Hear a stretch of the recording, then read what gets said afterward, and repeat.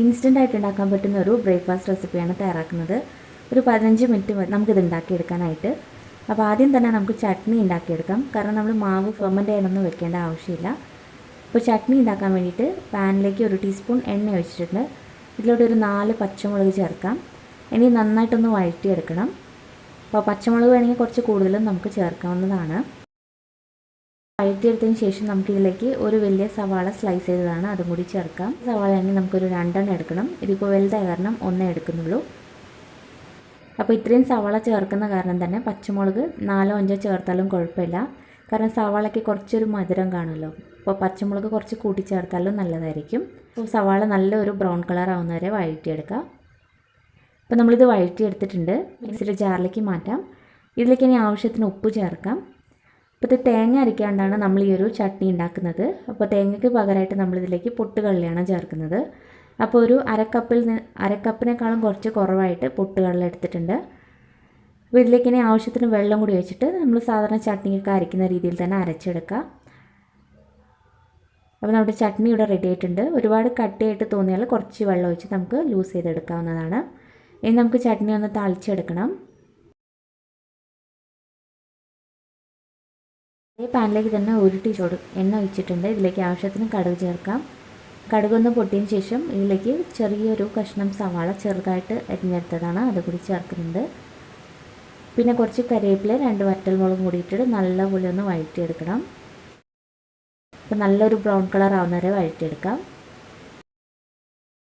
അപ്പോൾ ഇതിനെ നമുക്ക് ചട്നിയിലേക്ക് ഒഴിച്ചു കൊടുക്കാം.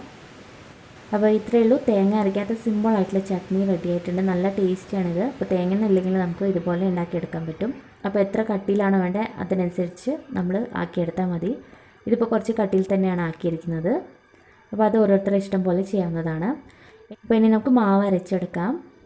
അതിന് വേണ്ടിയിട്ട് ഒരു മിക്സിയുടെ ജാർ എടുക്കാം. ഇതിലേക്ക് ഒരു 1/2 കപ്പ് തൈര് ചേർക്കുന്നുണ്ട്.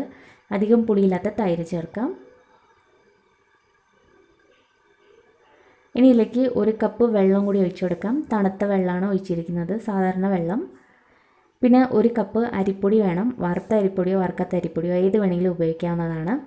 അപ്പോൾ ഈ അരിപ്പൊടിയും കൂടി ഇതിലേക്ക് തന്നെ ചേർക്കാം. പിന്നെ 1/4 കപ്പ് റവയും കൂടി വേണം. വറുത്ത റവയോ വറുക്കാത്ത റവയോ ഏത് വേണമെങ്കിലും ഉപയോഗിക്കാം. ഒന്ന് അടിച്ചെടുത്താൽ മതി. ഇതെല്ലാം കൂടി ഒന്ന് മിക്സായി കിട്ടണം, അത്രയേ വേണ്ടൂ. അരച്ചെടുക്കേണ്ട ആവശ്യമില്ല. അപ്പോൾ ഒന്നെങ്കിൽ മിക്സിയിൽ ചെയ്യുക, അല്ലെങ്കിൽ കയ്യിൽ തന്നെ മിക്സ് ചെയ്തെടുത്താലും മതി. അപ്പോൾ ഏതാണോ സൗകര്യം അങ്ങനെ ചെയ്യാം. അപ്പോൾ ഈ അരച്ചെടുത്ത മാവ് ഒരു ബൗളിലേക്ക് മാറ്റാം. ഇനി ഇതിലേക്ക് ആവശ്യത്തിന് ഉപ്പും കൂടി ചേർക്കാം. അപ്പോൾ ഇത് ഇൻസ്റ്റൻ്റ് ആയിട്ടാണ് നമ്മൾ ഉണ്ടാക്കുന്നത്. അപ്പോൾ അതിന് വേണ്ടിയിട്ട് ഈനോ ആണ് എടുക്കുന്നത്. അപ്പോൾ ഒരു 1/2 ടീസ്പൂൺ ഈനോ കൂടി നമുക്ക് ചേർക്കാം. ഫ്ലേവർ ഇല്ലാത്ത ഏതെങ്കിലും പാക്കറ്റ് തന്നെ എടുത്താൽ മതി. ഇനി നല്ലപോലെ ഒന്ന് മിക്സ് ചെയ്തെടുക്കാം. ഈനോ പൗഡർ നമ്മൾ മാവിലേക്ക് ചേർക്കുന്നതിന് മുമ്പായിട്ട് തന്നെ ഇഡ്ഡലി പാത്രത്തിൽ നമ്മൾ വെള്ളം തിളപ്പിച്ച് വെക്കണം. നല്ലപോലെ വെള്ളം തിളച്ചതിന് ശേഷം മാത്രമേ നമ്മൾ ഈ മാവിലേക്ക് ഈനോ പൗഡർ ചേർക്കാവൂ. എന്നാൽ മാത്രമേ ഇഡ്ഡലി നല്ല സോഫ്റ്റായി കിട്ടുള്ളൂ. അതല്ലാന്നുണ്ടെങ്കിൽ അത്രയ്ക്കും സോഫ്റ്റ്നെസ് കിട്ടില്ല. ഇനി അതെല്ലാം ദോശയാണ് ഉണ്ടാക്കുന്നതെങ്കിൽ കുഴപ്പമൊന്നുമില്ല. നമ്മൾ സാധാരണ ഉണ്ടാക്കുന്ന രീതിയിൽ തന്നെ ഉണ്ടാക്കിയാൽ മതി. ഇനി ഈനോ ചേർക്കാൻ താല്പര്യമില്ലെങ്കിൽ നമ്മൾ ആദ്യം തന്നെ മാവ് അരച്ച് വെച്ച് ഒരു 1/2 മണിക്കൂർ റെസ്റ്റ് ചെയ്യാൻ വെക്കണം. അതിന് ശേഷം ബേക്കിംഗ് സോഡ ചേർത്ത് മിക്സ് ചെയ്താലും മതി. അപ്പോൾ നേരത്തെ ഇഡ്ഡലി പാത്രത്തിൽ വെള്ളം നല്ലപോലെ തിളച്ചെടുത്തതാണ്. പിന്നെ ഇഡ്ഡലി തട്ടിലൊക്കെ എണ്ണ തേച്ച് വെച്ചിട്ടുണ്ട്. അപ്പോൾ നമുക്ക് ഈനോ മിക്സ് ചെയ്ത ഉടനെ തന്നെ മാവ് ഇതിലേക്ക് ഒഴിച്ചു കൊടുക്കാം. അപ്പോൾ ഈനോ പൗഡർ മിക്സ് ചെയ്തതിന് ശേഷം ഒട്ടും തന്നെ നമ്മൾ വൈകിക്കരുത്. പെട്ടെന്ന് തന്നെ നമ്മൾ ഈ മാവ് ഇഡ്ഡലി തട്ടിലേക്ക് ഒഴിച്ചിരിക്കണം, എന്നാലേ നല്ല സോഫ്റ്റായിട്ട് കിട്ടുള്ളൂ. അല്ലെങ്കിൽ പിന്നെ ഭയങ്കര കട്ടിയായിപ്പോവും, ടേസ്റ്റും കാണില്ല. ഇനി നമ്മൾ അടച്ച് വെച്ചിട്ട് 10 മിനിറ്റ് ഹൈ ഫ്ലെയിമിലിട്ട് കുക്ക് ചെയ്തെടുത്താൽ മതി. നമ്മുടെ ഇഡ്ഡലി റെഡി ആയിരിക്കും. അപ്പോൾ 10 മിനിറ്റ് വെച്ചാൽ തന്നെ നല്ല പോലെ തന്നെ ഇത് വെന്ത് കിട്ടും. ഇതിപ്പോൾ റെഡി ആയിട്ടുണ്ട്. ഇതൊന്ന് തണുത്തതിന് ശേഷം നമുക്ക് പ്ലേറ്റിൽ നിന്ന് എടുക്കാവുന്നതാണ്. അപ്പോൾ ഒരു സ്പൂൺ നനച്ചതിന് ശേഷം പതുക്കെ എടുത്താൽ പെട്ടെന്ന് തന്നെ വിട്ട് കിട്ടും. അപ്പോൾ ഈ മാവ് കൊണ്ട് ഇഡ്ഡലി മാത്രമല്ല നമുക്ക് ദോശ ഉണ്ടാക്കാം. അപ്പോൾ ഏതാണോ താല്പര്യം നമുക്ക് അതുപോലെ ചെയ്യാവുന്നതാണ്.